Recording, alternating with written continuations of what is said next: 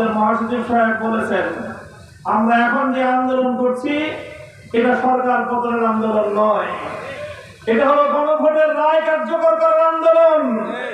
গণভোটের রায় মানে হলো বাংলাদেশের প্রায় 70% মানুষ বিগত 12ই ফেব্রুয়ারি জাতীয় সংসদ নির্বাচনের পাশাপাশি যেই গণভোটের রায় দিয়েছে, হাজারটা ভোট দিয়েছে, 70% মানুষের গণভোটের রায়কে বাস্তবায়ন করার আন্দোলন।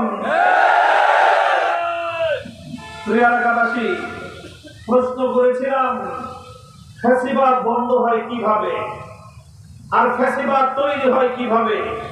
ফ্যাসিবাদ তৈরি হয় বর্তমানে আমাদের সংবিধানে প্রধানমন্ত্রীকে এককভাবে সকল ক্ষমতা তার হাতে কুক্ষিগত করে দিয়েছে। এককভাবে প্রধানমন্ত্রী সব ক্ষমতা ভোগ করতে করতে করতে করতে নিজের অজান্তে উনি ফ্যাসিবাদী হয়ে ওঠেন। তাই জুলাই সনদ প্রণয়ন হয়েছিল দীর্ঘ প্রায় 9 মাস 83টা অধিবেশনের মাধ্যমে বাংলাদেশের 33টি রাজনৈতিক দল নিজেদের মধ্যে পারস্পরিক আলোচনা করে ঐতিহাসিক জুলাই সনদ প্রণয়ন করেছে। সেই জুলাই সনদ বাস্তবায়নের জন্য গণভোট হয়েছে। এখন আমাদের দাবি হলো গণভোটের মাধ্যমে জনগণ যেই জুলাই সনদ বাস্তবায়নের ম্যান্ডেট দিয়েছে সেই জনগণের ইচ্ছা অনুযায়ী জুলাই সনদ বাস্তবায়ন করতে হবে। যদি গণভোটের রায় অনুযায়ী জুলাই সনদ বাস্তবায়ন হয় তাহলে ফ্যাসিবাদের পথ বন্ধ হয়ে যাবে। যদি গণভোটের রায় কার্যকর হয় সকল ক্ষমতা এক প্রধানমন্ত্রীর হাতে থাকবে না, প্রধানমন্ত্রীর হাত থেকে কিছু ক্ষমতা চলে যাবে রাষ্ট্রপতির কাছে। তখন প্রধানমন্ত্রী চাইলেই সবকিছু করতে পারবেন না। আর বর্তমানে একটা পুতুল রাষ্ট্রপতি বসে থাকে, রাষ্ট্রপতি আর পুতুল থাকবে না, রাষ্ট্রপতির কাছে কিছু ক্ষমতাও থাকবে। 2 নম্বর হলো বর্তমানে বাংলাদেশের বিচার বিভাগ এটাও প্রধানমন্ত্রীর হাতে। প্রধানমন্ত্রী চাইলে প্রধান বিচারপতি থাকেন, না চাইলে প্রধান বিচারপতি থাকেন না। সুতরাং প্রধান বিচারপতি এবং বিচারাঙ্গন হাইকোর্ট কোন রায় দেওয়ার আগে তাকায় দেখে প্রধানমন্ত্রীর চেহারা কোন দিকে। প্রধানমন্ত্রী বলে যদি হ্যাঁ তাহলে হ্যাঁ, প্রধানমন্ত্রী বলেন যদি না তাহলে রায় আর তার বিপরীত হয়ে যায়।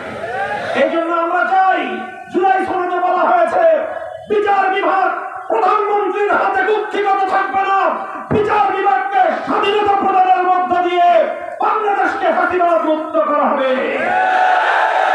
3 নম্বর হলো জুলাই সনদে বলা হয়েছে এখন বর্তমানে বাংলাদেশে সরকারি যত নিয়োগ হয়, পিএসসি পাবলিক সার্ভিস কমিশন, এখানে সব সরকারি দলের ইচ্ছা মতো হয়। এই জন্য সরকারি দল যারাই ক্ষমতায় থাকে তারা তাদের দলীয় লোকজন রাষ্ট্রের মধ্যে নিয়োগ দেয়। এই জন্য আমরা দেখেছি বিগত ফ্যাসিবাদী শেখ হাসিনা গোটা দেশটাকে, গোটা প্রশাসনটাকে দলীয়করণ করেছিল। আপনার জুলাই বিপ্লবে দেখেছেন বাংলাদেশের মানুষ, বাংলাদেশের আইন শৃঙ্খলা রক্ষাকারী বাহিনী পুলিশের বিরুদ্ধে কেমন ক্ষিপ্ত ছিল। কথা বলেন ঠিক না বেঠিক? অথচ পুলিশ এটা দেশের জনগণের একটি বন্ধু প্রতিষ্ঠান। পুলিশ জনগণের আইন শৃঙ্খলা রক্ষা করার প্রতিষ্ঠান।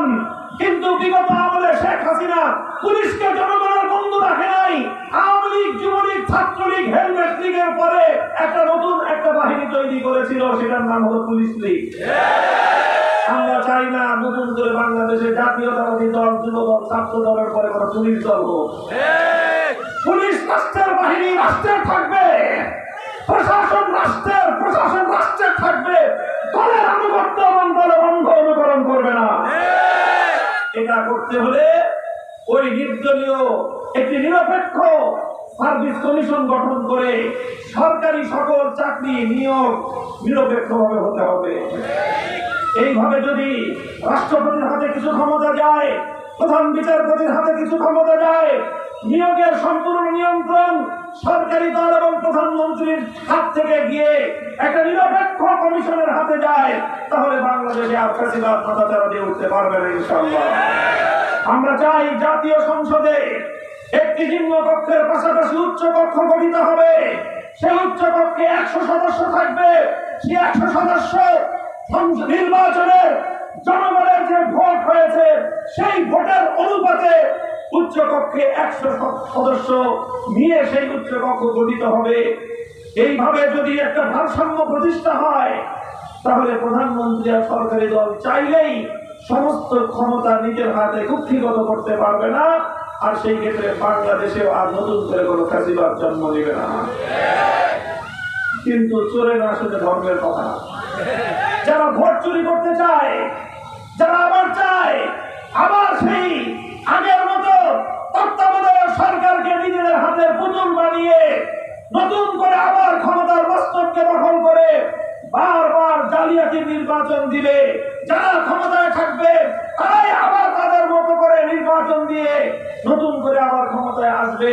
তারা কোনোদিন বাংলাদেশটাকে, বাংলাদেশের বিচার ব্যবস্থা, বাংলাদেশের নির্বাচন ব্যবস্থা, বাংলাদেশের শাসন ব্যবস্থা ভারসাম্যপূর্ণ হোক, পক্ষপাতমূলক হোক, নিরপেক্ষ হোক, এটা সরকারি দল চায় না।